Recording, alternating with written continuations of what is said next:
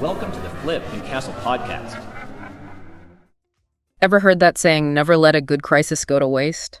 Kind of cynical, right? Yeah, bit ruthless. But what if there's some truth to it? What if some people or groups actually gain from disasters, even profit from them? That's the unsettling idea we're diving into today. Disaster capitalism. Definitely unsettling. And we've got some recent events that make you wonder if that's exactly what we're seeing. Exactly.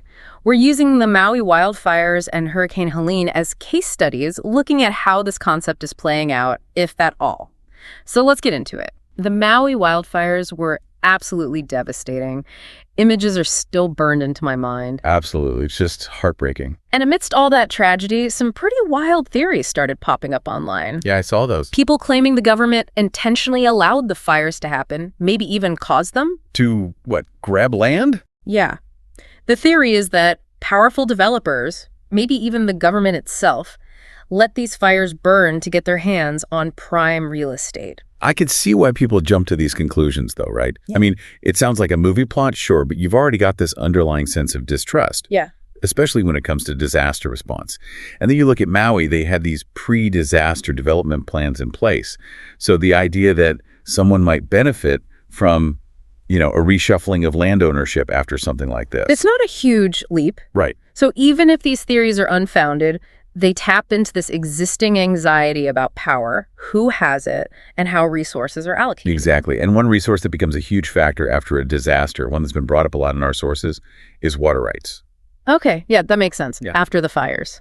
Everything's gone. You need water for rebuilding, for agriculture. Absolutely. And often it was already a scarce resource to begin with. So suddenly, whoever controls the water has a lot of leverage. A lot of power.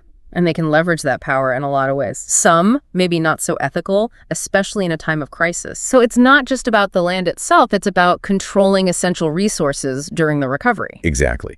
And it becomes really difficult to tell. Are these situations intentionally manipulated, or are they just like the tragic but predictable consequences of a system that often puts profit before people? Right, and this is a debate that's happening right now with Hurricane Helene. We're seeing similar theories emerging. The storm was awful, the recovery's been slow, and some are claiming that's deliberate.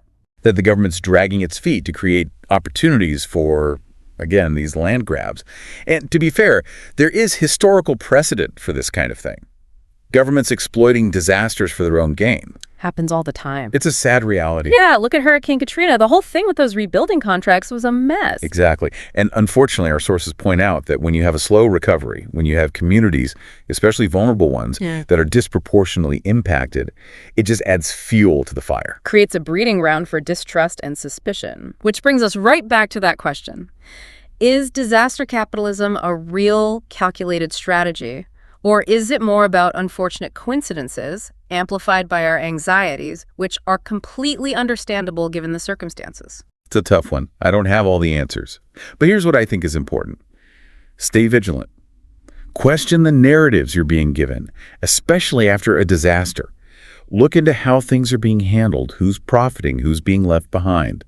And if you really want to go deep on this, check out Naomi Klein's work. She coined the term disaster capitalism and has done a ton of research on it. Awesome. Thanks for taking a look at all this with me. For sure.